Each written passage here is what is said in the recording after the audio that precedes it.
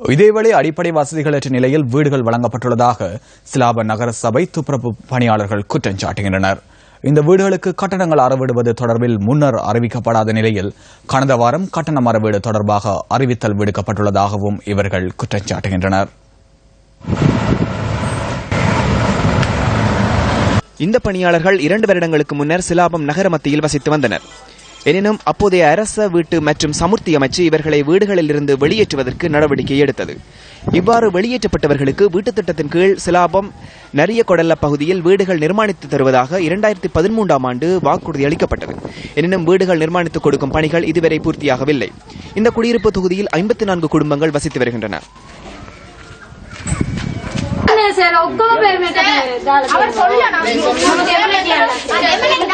வீடு கட்டி கொடுத்தது இங்க வீட்டுக்கு வந்த பிறகு 9 மாசம் ஆகுது. இன்னும் எங்களுக்கு கரண்ட் கூட இல்ல. ஆனா கொழும்பால கடிதம் வந்திருக்கு 9,15,148 ரூபாய் கட்ட சொல்லி. எங்களால கட்ட முடியாது. நாங்க நகரசபை ஊழியர். எங்களுக்கு அரசாங்கத்தால் இந்த வீடை எங்களுக்கு அன்பளிப்பா கொடுக்க வேணும்.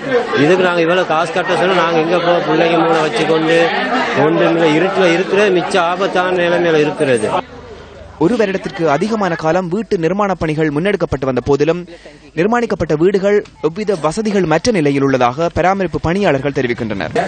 இந்த காணெல்லாம் வெட்டி தந்திருக்காங்க. வெட்டி தந்துட்டு அவங்க பாட்டுக்கு போறாங்க. கான் செஞ்சு தரேன்னு சொல்லி காணும் செஞ்சு தராங்கல்ல. அப்படியே தண்ணி நிறையுது. தவளை இருக்கு. பிள்ளைய நாங்க பச்சை பிள்ளைய வச்சுக்கிட்டு இருக்கோம்.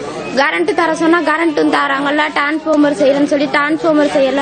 வீடு ஒழுங்கா கட்டி கொடுத்துல எல்லாம் ஒழுகுது. தூங்கக்குள்ள இயலாது.